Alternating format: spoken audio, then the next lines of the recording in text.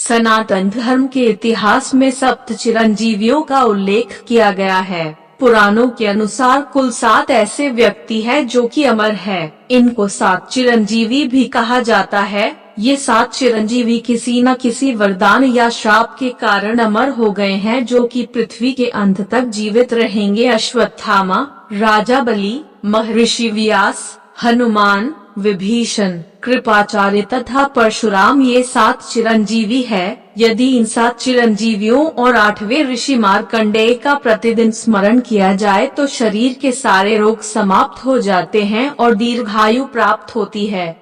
तो आइए इन 7 चिरंजीवियों के नाम तथा उनके बारे में कुछ जानकारी प्राप्त करने का प्रयास करते हैं। बजरंगबली हनुमान भगवान शिव के 11वें रुद्र अवतार पवन पुत्र हनुमान जी थे। हनुमान जी का जन्म भगवान विष्णु के श्री राम अवतार का साथ देने के लिए हुआ था। जब हनुमान जी समुद्र पार करके लंका नगरी पहुंचकर माता सीता से मिलते हैं और प्रभु श्री राम के बारे में उनको बताते हैं, तब माता सीता हनुमान जी की स्वामी भक्ति से खुश होकर उन्हें अमर होने का वरदान देती है। माता सीता वरदान देती है कि हनुमान जी कभी बूढ़े नहीं होंगे, कभी उनका अंत नहीं होगा तथा वह चिरकाल तक इस पृथ्वी पर रह सकेंगे। तब से ही हनुमान जी को अमर माना गया है। महर्षि वेदव्यास ऋषि पराशर और सत्यवती के पुत्र थे और उन्होंने ही महाभारत जैसे महाकाव्य की रचना की थी। जब शांतनु के दोनों पुत्र विचित्रवीर्य तथा चित्रांगद संतानहीन मृत्यु को प्राप्त हो गए थे, तब महर्षि वेदव्यास के कारण ही उनकी विधवा रानियों के गर्भ से पांडु, धृतराष्ट्र तथा दासी पुत्र विदुर की उत्पत्ति हुई थी। महाभारत युद्ध को देखने के लिए वेदव्यास जी ने धृतराष्ट्र के सारथी संजय को दिव्य दृष्टि प्रदान की थी। महाभारत के अलावा भी वेदव्यास जी ने कई महापुराणों की रचना की। सनातन धर्म में उन्हें भी अमर माना जाता है और वह पृथ्वी के अंत तक जीवित रहेंगे।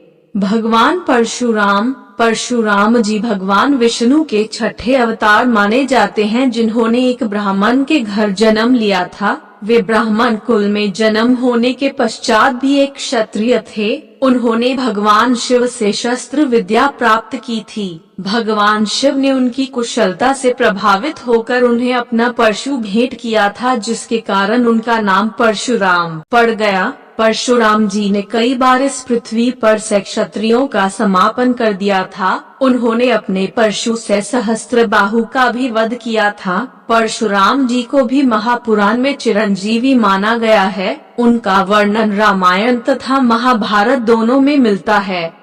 राजा बलि विष्णु भक्त प्रहलाद के पौत्र थे। महान राजा होने के साथ साथ वह दानवीर तथा ब्राह्मणों का सम्मान करने वाले वीर असुर थे। जब उन्होंने इंद्रदेव से स्वर्ग को छीन लिया, तब भगवान विष्णु ने स्वर्ग को मुक्त करने तथा राजा बलि की दानवीरता की परीक्षा लेने के लिए वामन अवतार लिया था, जिसमें उन्होंने राजा बलि से 3 पग भूमि मांगी। पहले 2 पग में पूरा सृष्टि मापने के बाद भगवान वामन ने तीसरा पग राजा बलि के सर पर रखा और वह पाताल लोक में पहुंच गए। भगवान विष्णु उनकी इस दानवीरता से प्रसन्न हुए और उन्हें हमेशा पाताल लोक का राजा बने रहने तथा अमर होने का वरदान दिया।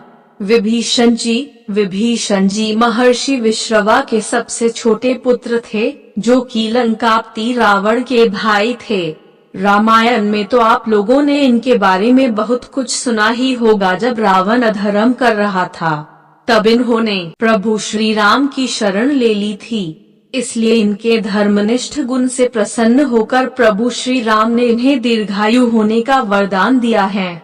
हालांकि ध्यान देने वाली बात यह है कि मौलिक तौर पर विभीषण चिरंजीवी तो नहीं है, परंतु इन्हें लंबे समय तक जीवित रहने का वरदान मिला है। पुराणों के अनुसार विभीषण महायुग के अंत तक जीवित रहेंगे।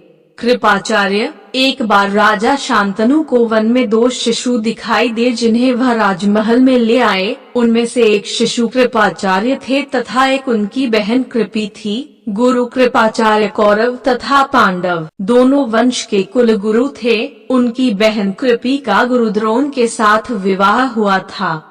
इसलिए वो अश्वत्थामा के मामा भी थे। उन्होंने दोनों ही कुरु तथा पांडु वंश के राजकुमारों को शिक्षा प्रदान किया था। कहा जाता है कि वो एक बहुत ही असाधारण गुरु थे। उनके सामने सब एक समान थे। उन्होंने दोनों ही वंश के राजकुमारों को कई विद्या का ज्ञान भी दिया था। हालांकि कुछ परिस्थितियों के चलते उन्हें कौरवों की ओर से शस्त्र उठाना पड़ा। अश्वत्थामा, महाभारत युग में आप लोगों ने अवश्य ही अश्वत्थामा के बारे में सुना होगा। वो गुरु द्रोण के पुत्र तथा एक महान योद्धा थे। अश्वत्थामा को गुरु द्रोण ने कड़ी तपस्या के बाद महादेव से पाया था। इसलिए अश्वत्थामा को महादेव से काफी शक्ति भी प्राप्त थी। अश्वत्थामा 11 रुद्र अवतार में से एक थे। माना जाता है कि कृपाचार्य और अश्वत्थामा ही दो ऐसे योद्धा थे जो कि कुरु वंश के तरफ से महाभारत के अंत होने तक जीवित थे। हालांकि अश्वत्थामा अमर है, परंतु प्रभु कृष्ण के श्राप के चलते वो न ही किसी के संपर्क आ सकते हैं और न ही उनको कोई देख सकता है। इसके अलावा उनके बदन के ऊपर ऐसे घाव भी हैं जो कि अनंत काल तक ठीक नहीं होंगे। ऐसा माना जाता है कि ये सभी 7 चिरंजीवी कलयुग में भगवान विष्णु के 10वें अवतार कल्कि के साथ मिलकर कलयुग के राक्षस को पराजित करने में उनकी सहायता करेंगे। यह सभी दिव्य शक्तियों से संपन्न है। योग में जिन अष्ट सिद्धियों की बात कही गई है वे सारी शक्तियाँ इनमें विद्यमान है। हिंदू धर्मानुसार इन्हें 7 जीवित महामानव कहा जाता है। प्राचीन ग्रंथों के अनुसार इनका प्रातः स्मरण करने से मनुष्य दीर्घायु और निरोग रहता है। मित्रों, अगर वीडियो पसंद आया है तो प्लीज हमारे चैनल आशीष वॉइस को सब्सक्राइब कीजिए। वीडियो देखने के लिए धन्यवाद।